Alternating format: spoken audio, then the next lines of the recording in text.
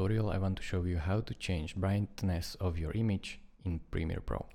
So click on your image, on your clip of course, go ahead to Lumetri Color right here. If you don't see it right here, then click this drop down and click on Lumetri Color. Then go down, and as you can see, you will find here these curves, and go over to basic correction. Then you want to add exposure. So this slider right here, exposure, as you can see there is light exposure. Drag this one to the right to brighten the video. And as you can see, it is brightening up. You can also brighten up only the lighting parts, so only the light will be brighter, or only the shadows. So only the shadows are getting brighter. And altogether you can brighten it up as much as you want.